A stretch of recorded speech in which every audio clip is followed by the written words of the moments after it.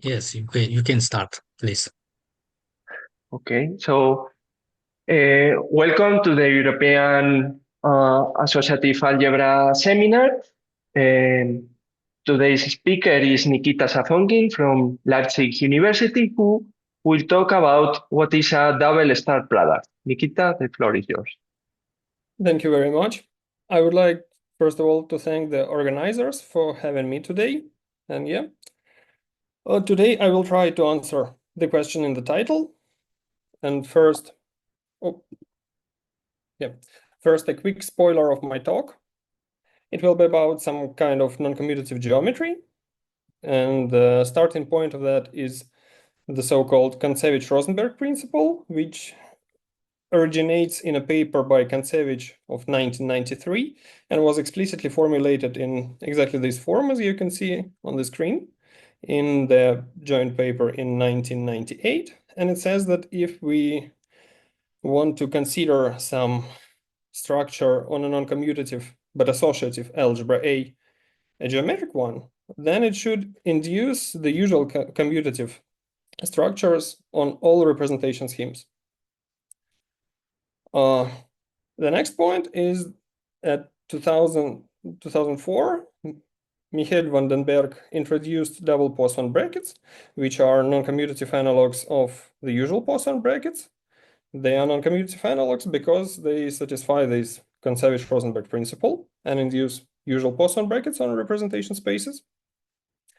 And in 2010, Damien Calaque asked a question about quantization of double Poisson brackets, which is quite natural because we know how to quantize usual Poisson brackets, and then it's natural to ask if we have a notion of a deformation or quantization of double Poisson bracket.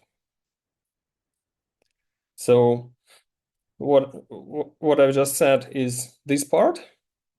We have some quantization procedure. It's not very mathematically strict, but I think this picture is very good for understanding. So in the bottom row, we have some quantization procedure, which gives us an associative product somewhere made of a Poisson bracket. And we also have the representation functor that induces a Poisson bracket on the representation scheme. And what I will try to explain today is how to complete this to a commutative diagram.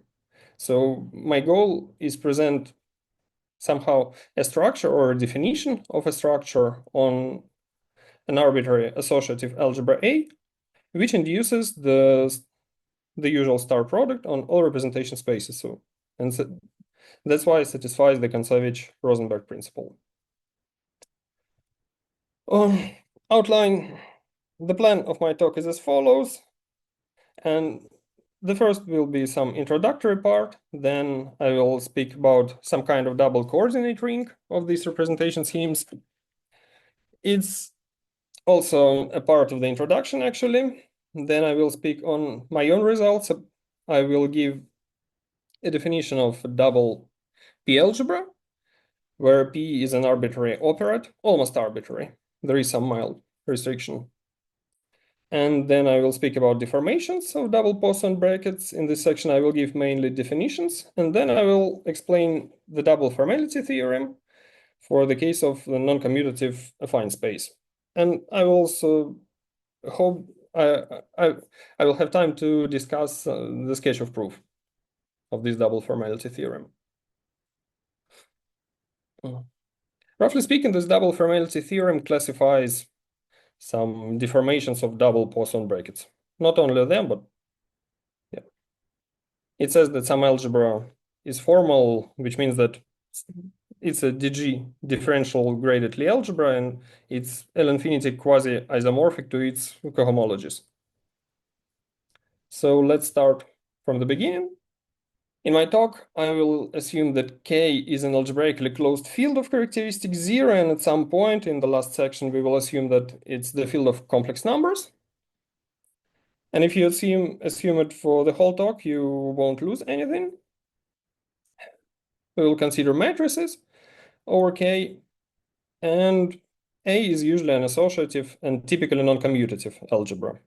I will also assume that it's unital, and it's better to think that it's finitely generated, but it's not really necessary. It's not always necessary, at least.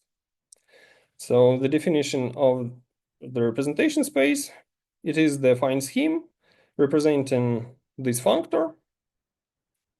And this is a functor from the category of associative unital algebras to commutative associative unital algebras. It's not very hard to see that it's indeed representable, and representation space is the affine scheme. So I will only use that it parameterizes homomorphisms, algebra homomorphisms, unital algebra homomorphisms from the algebra A to matrices. And I will work only with the coordinate ring of this scheme, which I denote by this a bit messy notation O of rep n of A.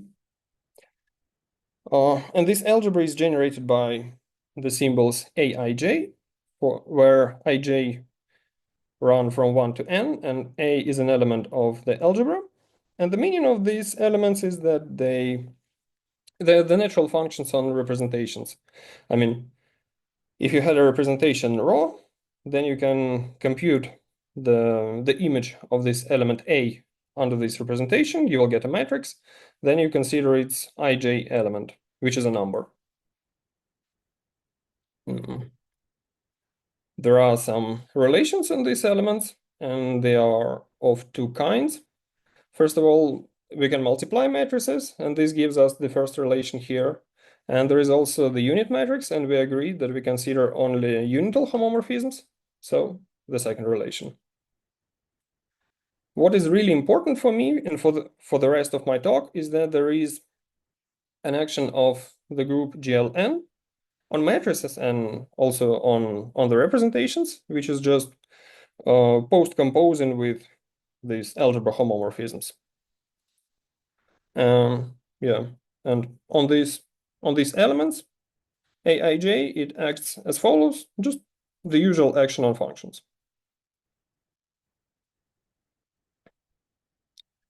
I will also need a different notation, so I want to introduce it here, and then at some point I will extend it to more general things. So this is some kind of pairing. You see these brackets, A, the vertical line, Eij star. Yeah, I prefer to think that these indices I and j, they correspond to functional on matrices, but not matrices themselves. Yeah, and I will need this notation ax for any functional, and it's just a linear combination of aij's. Then if we adopt this notation, then the action of GLN is given by just acting on this matrix X. Yeah.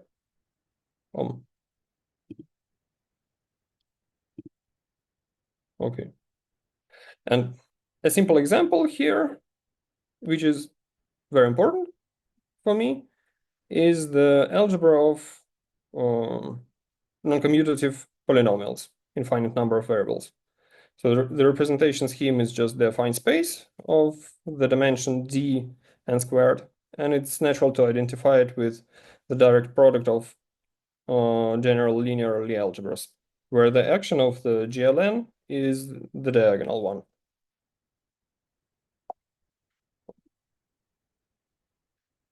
Yep. Next, about double Poisson brackets, I would like to recall the definition, which is due to Michael van den Bergh. A double Poisson bracket on an associative algebra, unital usually, is a linear map from the tensor square of A to the tensor square of A. That's why it's double. It must satisfy some kind of antisymmetry property, and here 1, 2 is the permutation that swaps the two factors in the tensor square. There is some Leibniz rule. It's usually called outer Leibniz rule because it's related to the outer bimodular structure on the tensor square of on the tensor square of the algebra A. And the definition is here, and on the right-hand side, it's written that we must multiply an element of the tensor square on the right, so we multiply the right component. And also, the second summand, we must multiply an element of the tensor square on the left, and we multiply the left component. And there is some double Jacobi identity, which is given by this formula. It looks very similar to the usual Jacobi identity, but we have some permutations here, 1 to 3 and 1 to 3 squared. They just move everything to the right cyclically. They like push all the three guys to the right. And this we also need to apply this double bracket to an element of the tensor square. So we must specify to which factor of the tensor square we apply it, and the subscript L means that we apply it to the left one. So the theorem is due to van den Bergh, and it says that double Poisson brackets satisfy the Kontsevich-Rosenberg principle, meaning that they induce this Poisson bracket, which I denote just curly brackets sub n. Yeah. So this bracket is given by this formula on the generators. And on the right-hand side, we have a swap. On the left-hand side, we had IJKL, I mean indices. And on the right-hand side, we switch the first and the third indices. Yeah. And what is important, that this Poisson bracket is GLN invariant. This will be really important for us. And a quick example is about the Poisson structure on the dual space of the Lie algebra, GLN. For this, we should take polynomials in one variable, consider the linear bracket on it. Then the induced Poisson bracket will be given by this formula, which maybe up to a sign coincides with the Poisson bracket on GLN star. Okay. Now, what I will use in the subsequent part of my talk is GLN equivariant Kontsevich-Rosenberg principle, which is exactly the same as the usual one, but we assume that all the induced structures on representation schemes are GL equivariant, which is not a huge improvement, but double Poisson brackets, they certainly satisfy this equivariant principle. And that actually makes me think that we should consider double deformations, double star products, and all quantizations of double Poisson brackets in any sense. Only those deformations of double Poisson brackets that satisfy this equivariant Kontsevich-Rosenberg principle. So if we agree on that, then we should describe GLN equivariant linear maps from the coordinate ring of the representation scheme to itself. I mean, from a tensor power of it to itself, at least for the case when n equals 1 and 2, the case n equals 2 corresponds to deformations, and the case n equals 1 corresponds to Gauss transformations. So yeah, now the main task for now is to describe these GLN equivariant linear maps, and for this I will need some notion which I call here double coordinate ring. So I will discuss this, and I will explain how to describe all these equivariant linear maps.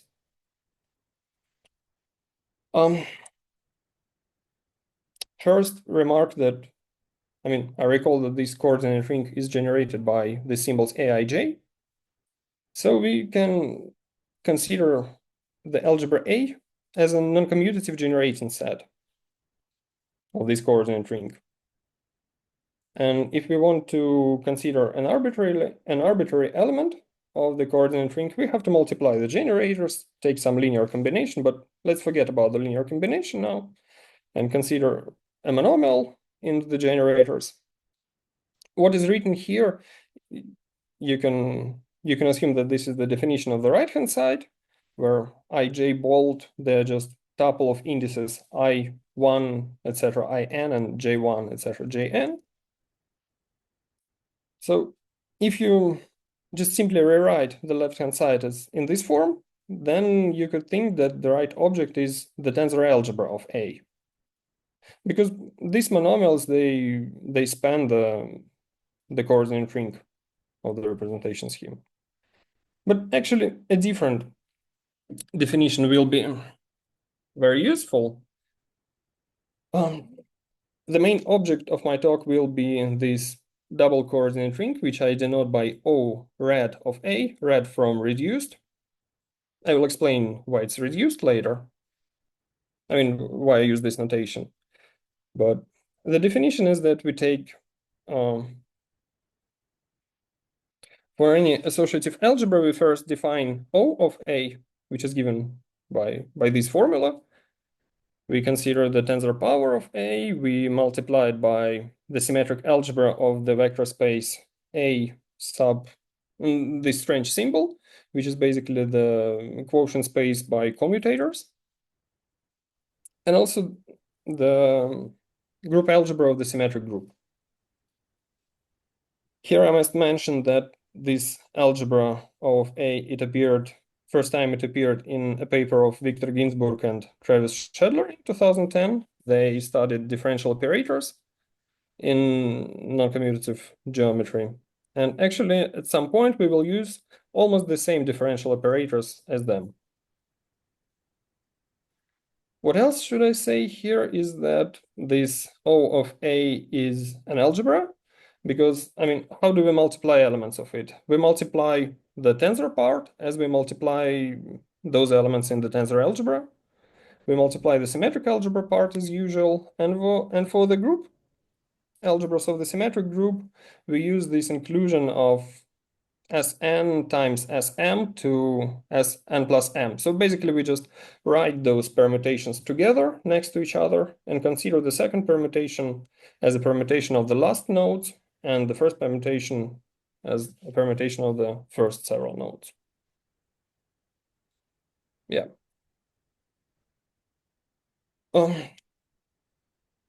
Next, I will need some notation which is called sometimes Adamar tensor product. If we have two graded vector spaces, we can consider a subspace in the tensor product, like diagonal subspace. And the next notation, yeah, I will need it because I will need to produce elements out of this O of A somehow, elements of the coordinate ring of the representation scheme out of elements of this O of A.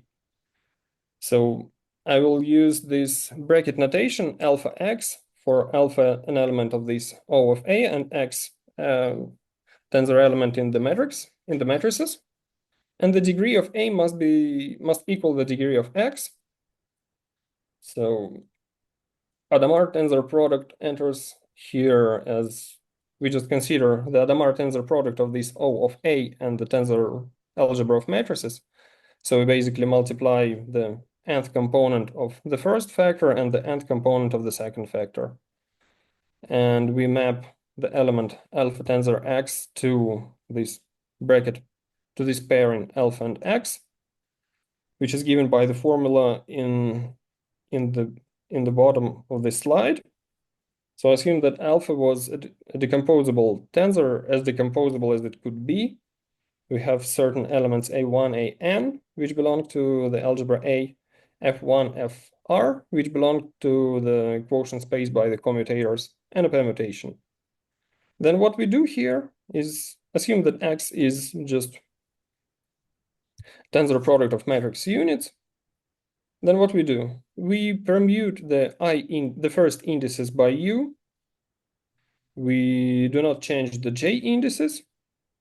Then we apply these two tuples of indices to the first term of alpha, and we multiply it by traces of these elements, F1, Fr.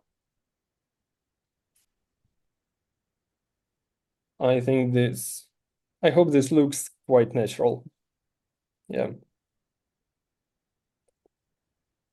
Okay.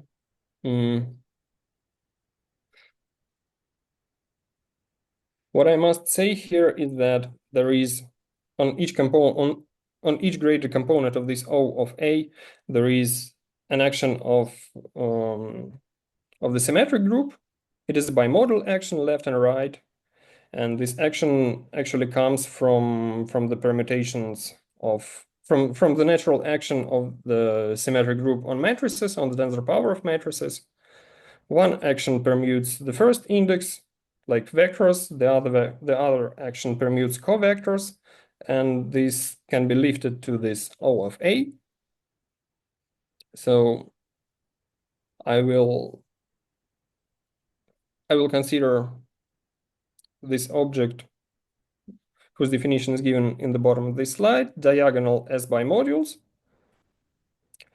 This terminology is borrowed from a paper by David Fernandez and Stanislav Herskovich, a recent paper. And by diagonal as bimodule, I will mean a sum of vector spaces M0, M1, and so on, such that each of them carries an SN bimodule action. Yeah, so M1, M0 and M1 are just vector spaces without anything else, without any additional structure. And in general, Mn is a bimodule over Sn. And by homomorphisms between them, I will assume that all homomorphisms are of degree 0. So it's a collection of maps between the graded components, which are maps of bimodules. Yeah, and probably this idea of using some kind of tensor algebra of A, it goes back to Travis Shedler, who realized that this might be useful, and he found some connection between twisted Poisson brackets on the tensor algebra of A and double Poisson brackets on the algebra A itself in 2006, which was only 2 years after double Poisson brackets were discovered. Next, my plan was to discuss some relations, but maybe I should skip this part, or maybe go through it very, very quickly. What is the meaning of what I want to say here? The meaning is that this O of A, it carries so far only the vector space structure of A, but A is an algebra, and it has a unit and a multiplication. And we can actually lift these two operations to O of A. I denote those lifts by pi and 1. The definition is given here. Pi is responsible for the multiplication of elements of A. Like in the tensor algebra, you can multiply the tensor factors. This will give you a map of degree -1. And this 1 hat is just the operator of left multiplication by the unit in algebra A, but also lifted to this O of A. So we will have these two operators which are responsible for the algebra structure in A, and they are also responsible for the relations in the coordinate ring of representation schemes. Yeah, and important remark is that if we consider only the operator pi and forget about the unit, we will arrive up to some important details, but we will arrive at the definition of algebra, which was studied by Ginsburg and Shedler in the paper which I already mentioned. So now a very important part starts, the reduced version of O of A. Notation, we will need to consider two ideals in this algebra O of A. First, R sub n. This ideal is spanned by all homogeneous elements which are 0 in all representations, in all n-dimensional representations. And R of A is all elements that are 0 in all the representations. And those two guys are ideals because of these simple identities on the elements I introduced. Yeah. So an example, first of all, this ideal Rn is never empty because the element of the quotient vector space by commutators that corresponds to the unit in A. In any representation, it is the dimension of the representation because of the trace. So we always have that this the trace of identity minus n always belongs to Rn. But also, when we consider the Weyl algebra, all of those ideals Rn, they're equal to the algebra O of A. So the quotient by that ideal is 0. On the other hand, when we consider the algebra of free polynomials, the intersection of all those non-empty ideals Rn is 0 in the end. It's not very difficult to prove. Yeah, and what we will be working with in the remaining part of the talk is this quotient of the algebra O of A by the ideal R of A.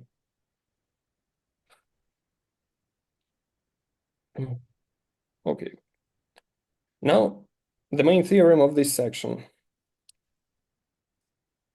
The theorem says that if we had a homogeneous linear map phi from the tensor power of this double coordinate ring to the double coordinate ring, then it gives rise to a well-defined linear map between the same tensor powers of representation of the coordinate ring of the representation spaces by this rule.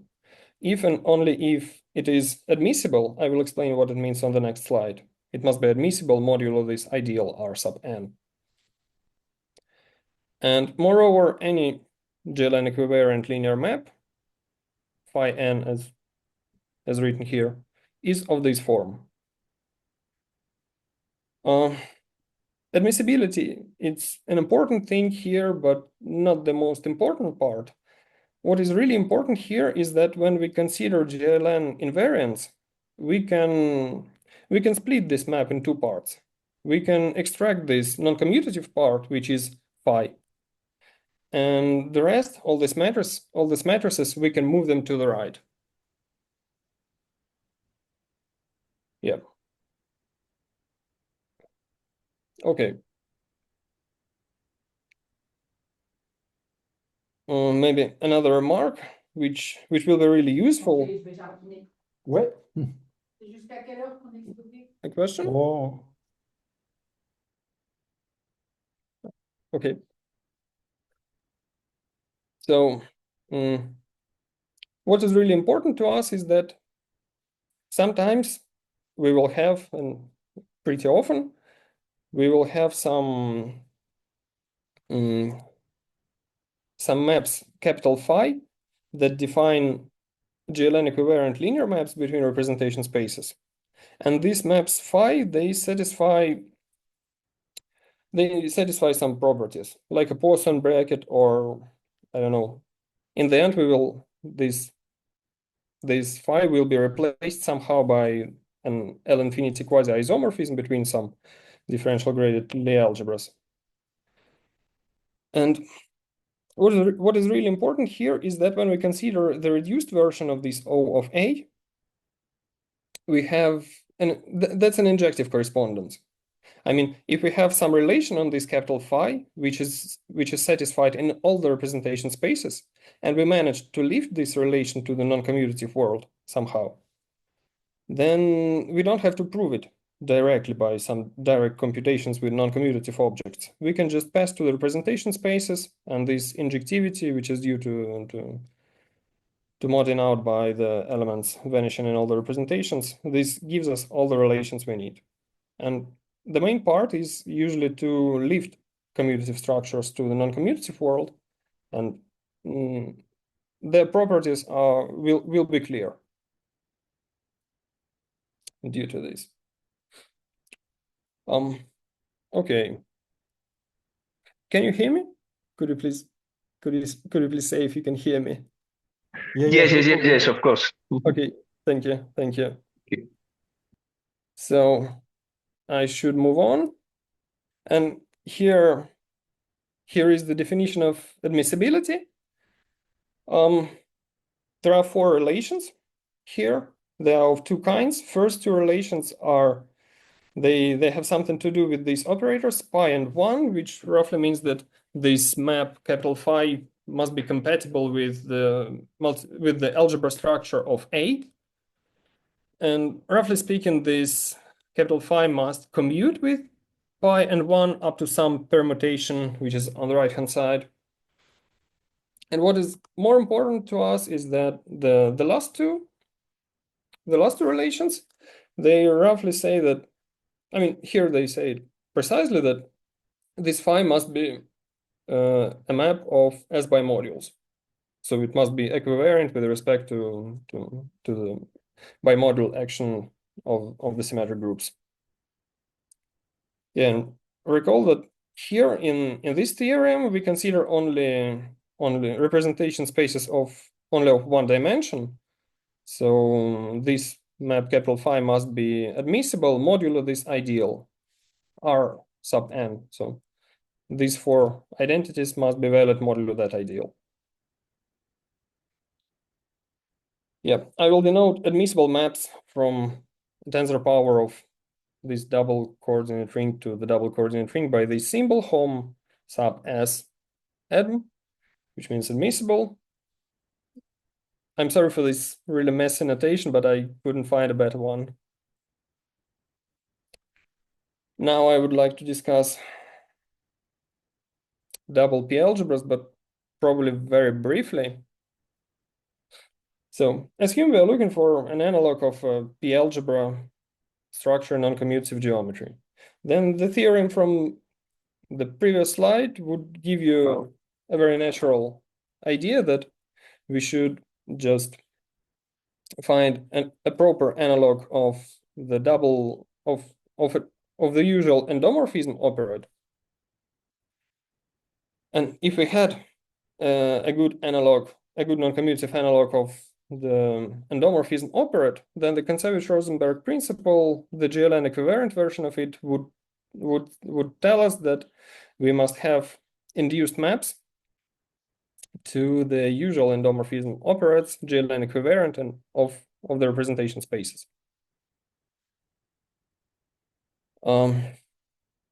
What is important here is that when we think about operands and like the definition of an algebra over an operand, it says that a vector space is an algebra over an operand if there is an operand homomorphism from the given operand to the endomorphism operand. So there is no multiplication here, but we start with an associative algebra, and we must assume that the associative algebra structure is never part of the additional structure, this structure pi, p. Sorry. So we should fix this somehow and consider only those operands that contain the operand of commutative unital algebras, and we will assume that the induced maps by the Kontsevich-Rosenberg principle, they restrict to the usual maps from this commutative algebra operand to the GLN equivalent operand of the representation space, which is responsible for the multiplication in the coordinate ring of the representation space. So from now on, we consider only those operands containing the commutative algebra operand. And the natural thought of what a double endomorphism operand could be is this one. That's a natural candidate. We just consider all the representation spaces at once by taking the product. And then we certainly have these projections to each of the representation space. The only problem is that they are not induced by the representation functor. It's just the structure of the product. But actually, we can find a suboperand in this direct product. And I call it double endomorphism operator. Here it is, the reduced version of it. It's basically all admissible maps for different tensor powers of the double coordinate ring. And it's not very difficult to prove. I mean, it can be quite clear if you look at this a bit longer, that you have an injective map of operands from this double endomorphism operand to that product of operands. It's injective exactly due to the fact that to these reduced letters, because we mod out by that ideal, so we have the injectivity property, like asymptotical injectivity. And here we exactly take the direct product over all dimensions. And it's also not very difficult to prove that this double endomorphism operand is indeed an operand, and that also follows from, I mean, you can prove it by passing to representation spaces. And you will just see that the composition of admissible maps is exactly the same as the composition of the induced maps on the representation spaces. Yeah. So that was the sketch of proof. Now we also should, I mean, yeah, let me present the whole slide here. So the main idea is that by a double algebra over an operand, one should consider an operand homomorphism from the given operand to this double endomorphism operand. Roughly because this double endomorphism operand, it controls all the admissible maps, and any linear map between any equivariant linear map between representation spaces comes from some admissible map. So yeah, the main technical thing on this slide is that when we consider this operand homomorphism from P to the double endomorphism operand, we must claim that it restricts to the usual multiplication in the double coordinate ring when we restrict it from the given operand to the operand of commutative algebras, which is always a suboperand of this P by assumption. Yeah, so maybe the only thing you should keep in mind from this section is that we can, I mean, all the structures in the subsequent part of the talk, they will be defined on these admissible maps. Yeah, so now I would like to give definitions of deformations of double Poisson brackets, and not only of them, actually. And I will not have really any statements here, mostly only definitions. So, yeah. First of all, we need to replace actually double Poisson brackets by something else. Here I call it detwisted Poisson brackets. This is some kind of bracket that lives on the double coordinate ring. It's a map from the tensor square to the double coordinate ring itself. It should satisfy these three properties. The first one is some kind of cyclic antisymmetry. The second one is the Leibniz rule, and the third one is some kind of the Jacobi identity.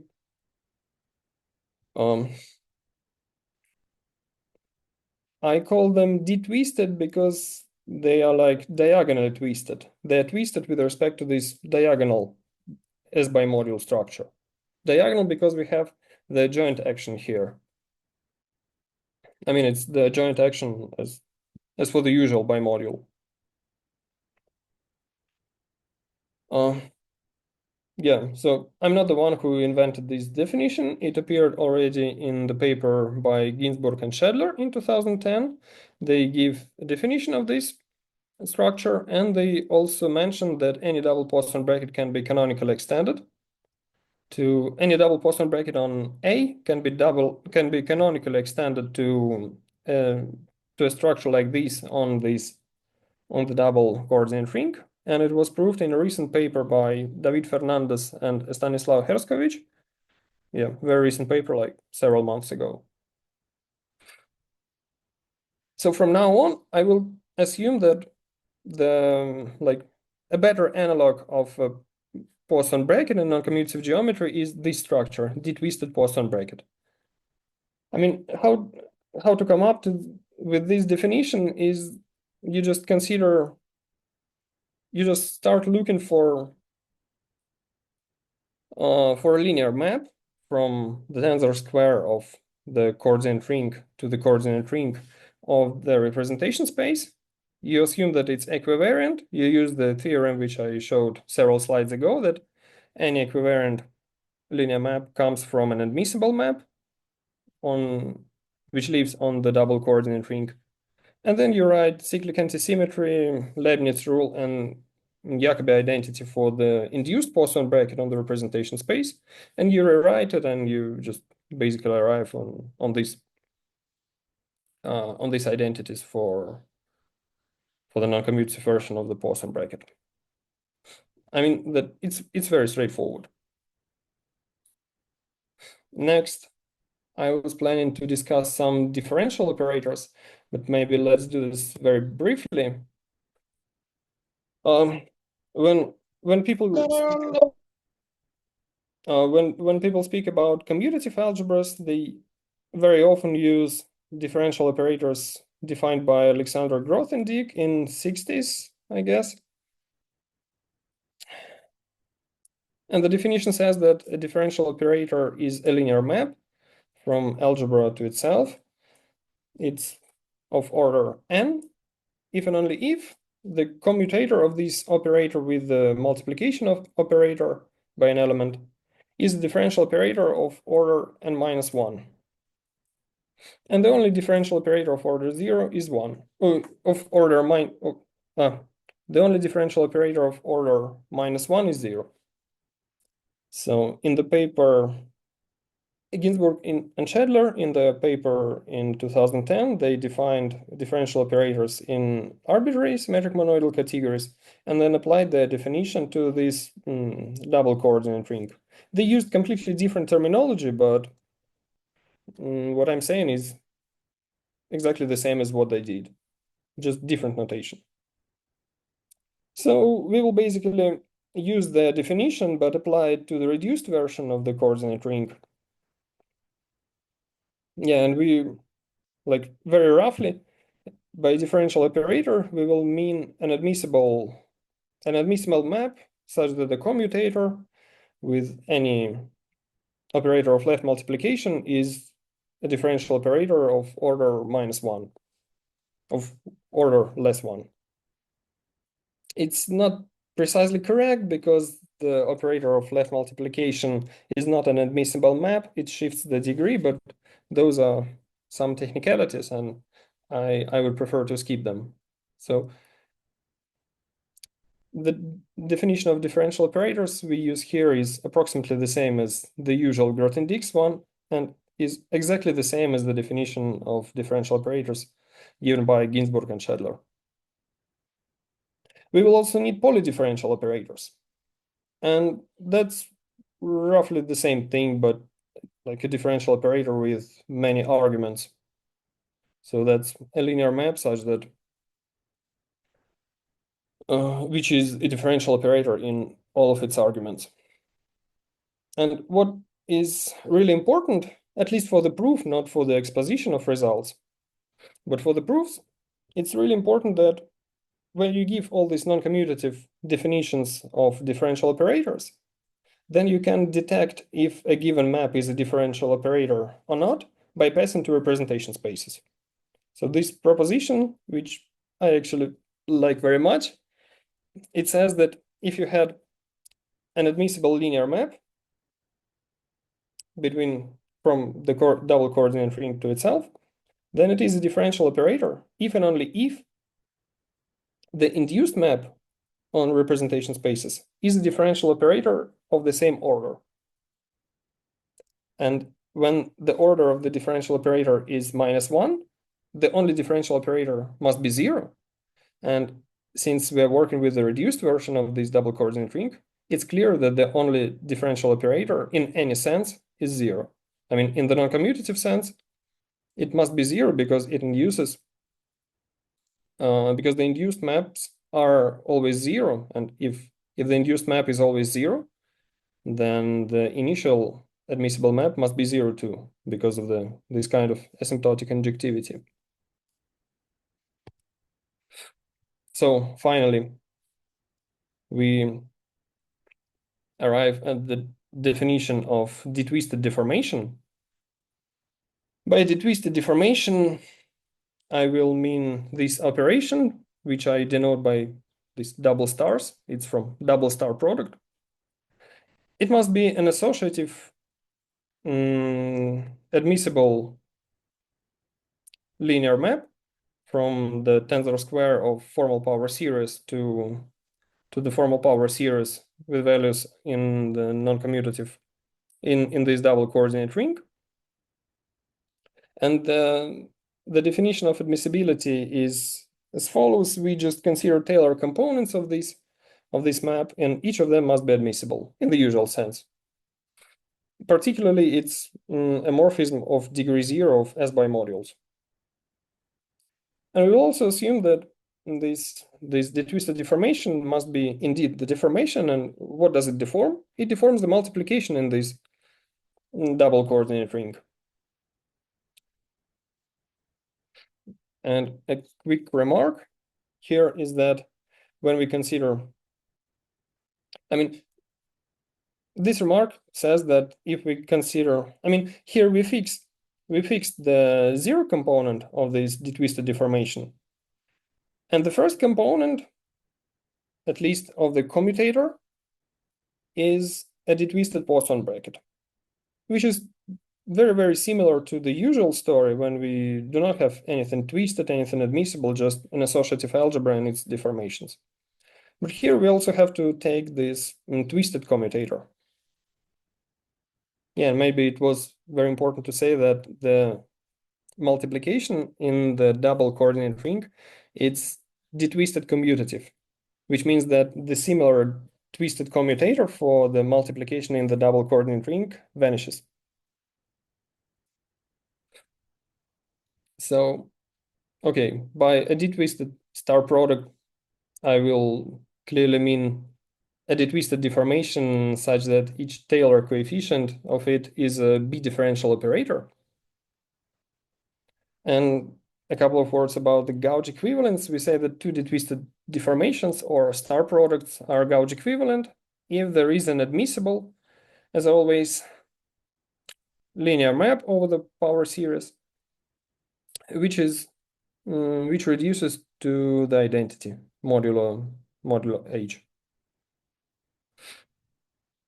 And if we speak about star products, then all Taylor coefficients of this map must be differential operators.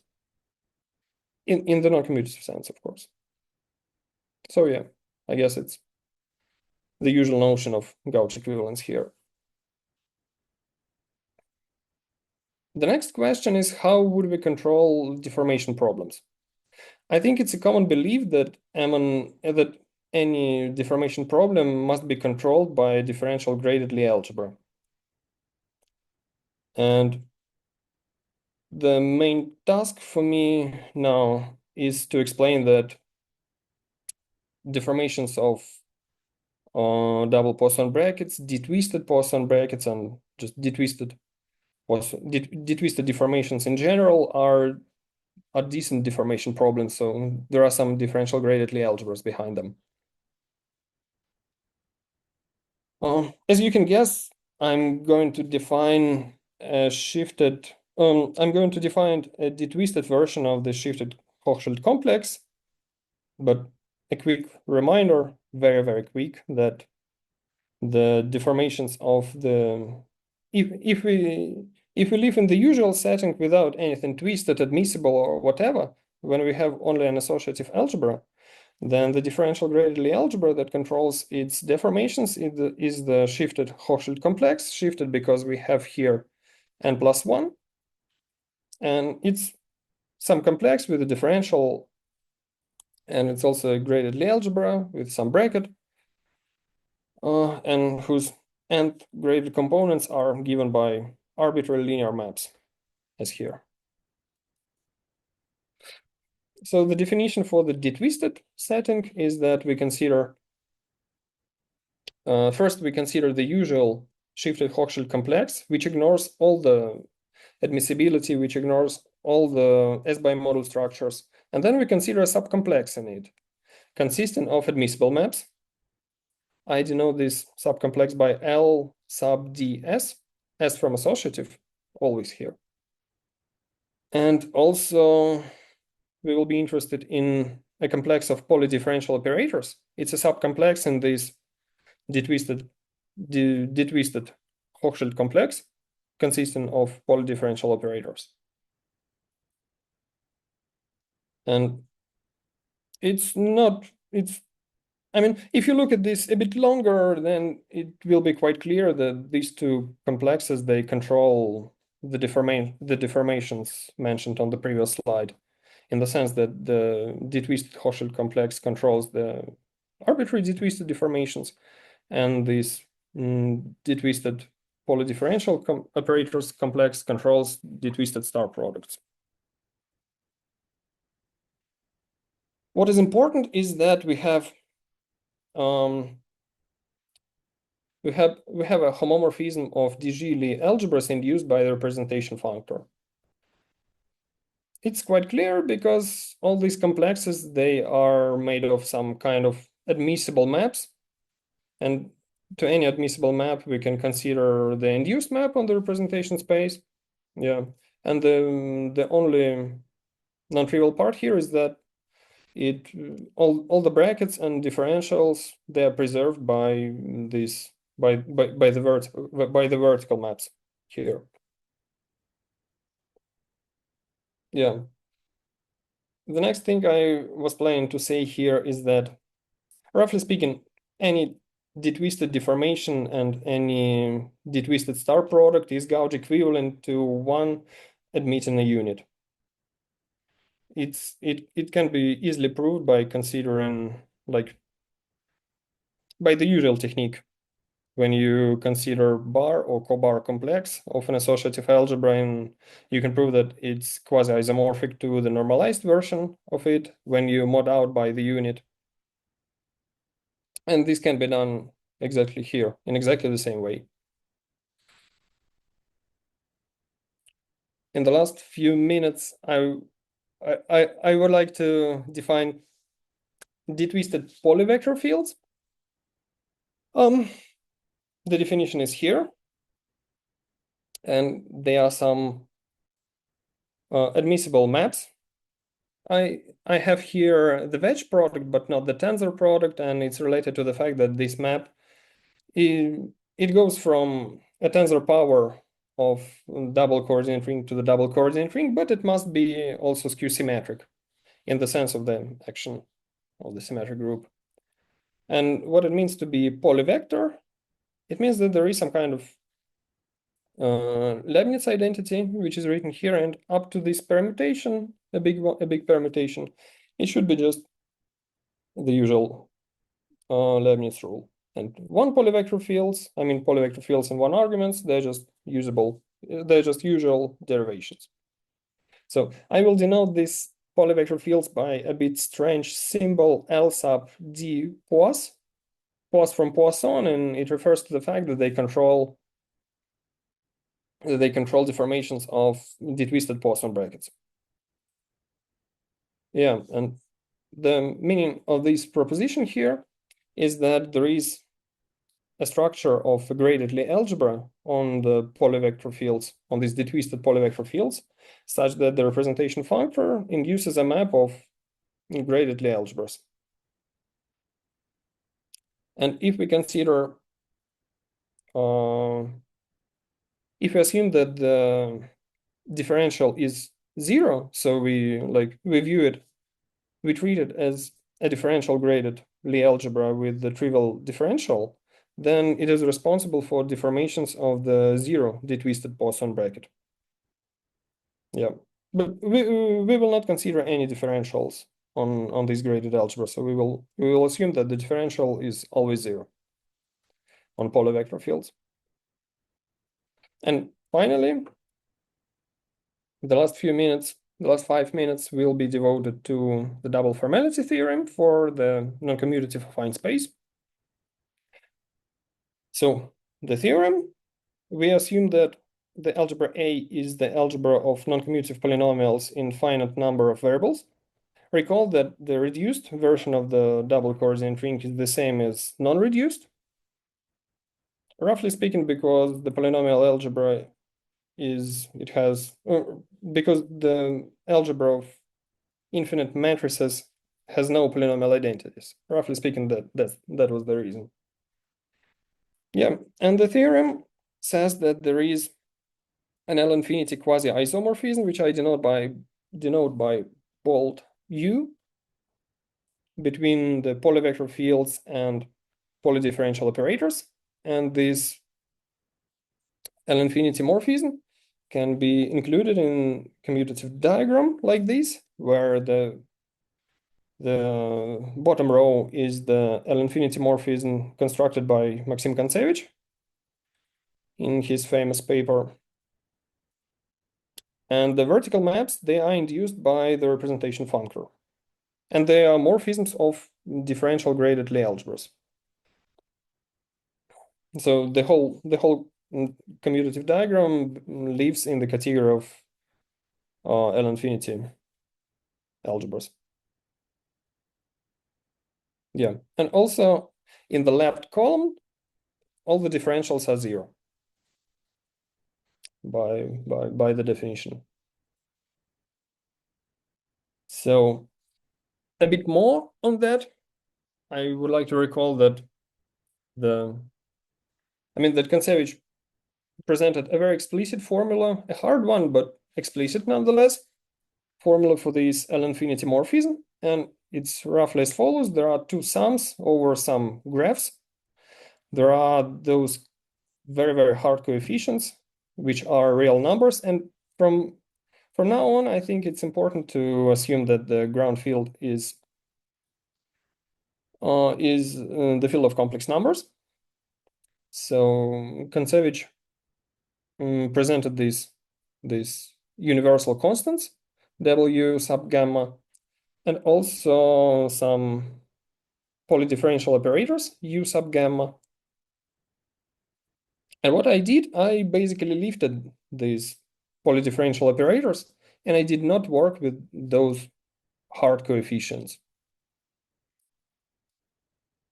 Yeah, so this bold U sub n is exactly the same sum with exactly the same coefficients over the same graphs. But the only difference is that I consider this bold U sub gamma. And I obtained them by lifting this U sub gamma to the non-commutative things.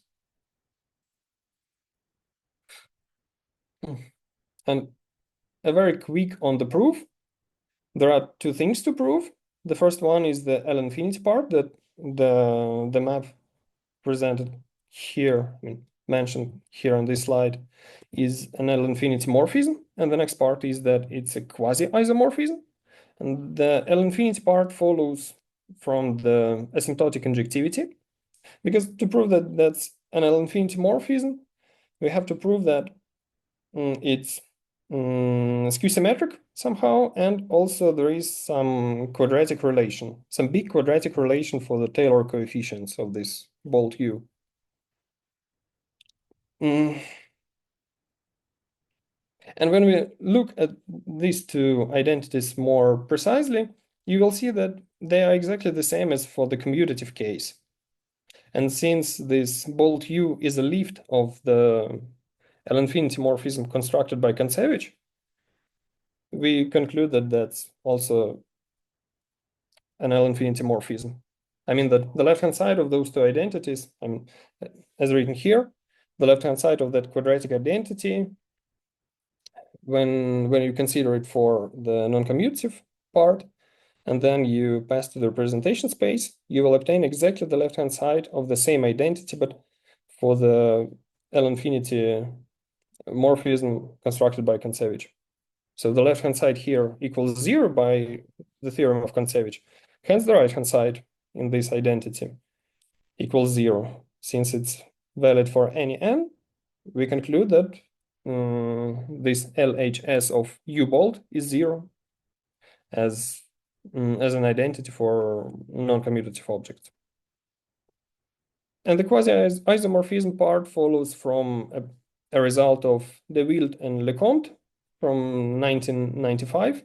They constructed a very explicit homotopy for the commutative case. And actually, this homotopy is stable in N, so it's liftable to the non-commutative world, and we can lift it and obtain the result. Since we lift it from the representation spaces and we have this asymptotic injectivity, then all the properties of that lift, they simply follows from the properties of this like commutative homotopy.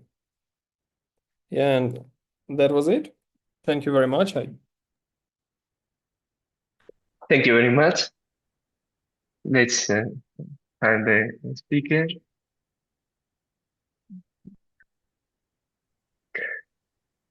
Okay, so questions or comments for Nikita?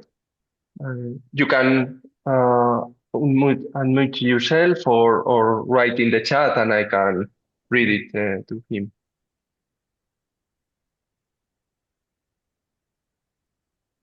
Okay, thank you very much for your very nice talk. I had a question about the double star. You said it's associative. Is it associative in an ordinary sense or in a twisted sense? No, just in the ordinary sense, yeah. Okay. And when you pass to the representation spaces, this associativity will give you the associativity of the star product in the representation space. Okay, nice. Thanks. Thank you. Hi, Nikita. So I have a question. So first, maybe thanks for the talk. Can you explicitly compute some of these double star products in maybe a symplectic case on 2-3 variables, something like that? I mean, if you can do the same with the usual star product, then you can do the same with the detwisted star product. So it's more a question about how hard is it to work with the usual formula. And actually, I have very explicit, very combinatorial formula for the case when, I mean, you can use this L-infinity morphism to produce a canonical quantization of any particular double bracket you are interested in. And I considered an arbitrary double bracket on the free polynomial algebra and applied this formula to it. And I just rewrote it somehow in a very combinatorial way with these graphs and all of that. And yeah, maybe that answers your question. But the hardest part here is with these coefficients, these Kontsevich's coefficients, W sub gamma, because they are given by some non-computable integrals over configuration spaces of points on the upper half plane. And actually, this is the hardest part of his formula and consequently of the lift of this formula. Yeah, so if you are all right with that coefficients and don't really care about them, then you can compute everything explicitly. And though this U sub gamma, which I mentioned here, they are very explicit. They're not really hard. I mean, yeah, they're pretty long and a bit messy, but they're very explicit. It's just some algebraic operations of those phi's and some non-commutative differential operators, but that's not the hardest part. The hardest part is usually those crazy coefficients. Yeah. Okay, thanks. So just to be sure that I understand, so if there are some cases for which it's known, I would guess maybe the linear case this KKS double bracket, which induce the usual one on GLN, and there is this good star product. There should be a non-commutative version of that, and it's the same coefficient. That's what you are saying, more or less? Oh, yes, yes, yes. Yeah. Okay, thanks. Thank you.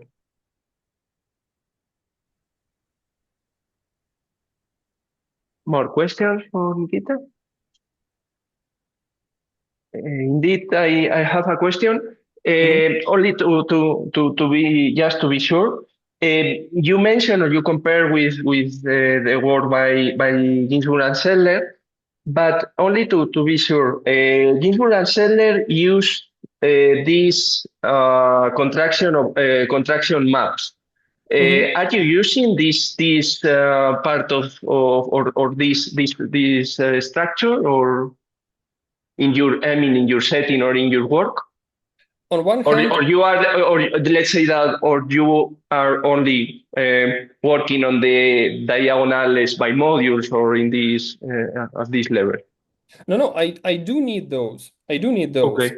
I mentioned them as operators. Like when you have those contractions, all of them are related to each other. So you basically have only one of them. Up to the symmetric group action, it's only one of them. I denoted it by pi, and here it enters as this admissibility condition.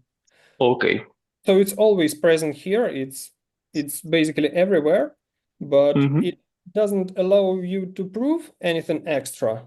But on the other hand, it doesn't forbid you from anything, because all the proofs here, they're based on this asymptotic injectivity when you pass to the representation spaces. So you just have to carry all these additional structures with you, but you do not really to make any computations with them. You just have to remember that it's present all the time, but it doesn't bother you in some sense. Okay, that's good news, because working with contractions is horrible usually. Okay, thank you very much. Thank you. Okay, any question? More questions? If not, let's thank the speaker again for this very interesting talk. Thank you very much. And I think that's all for today.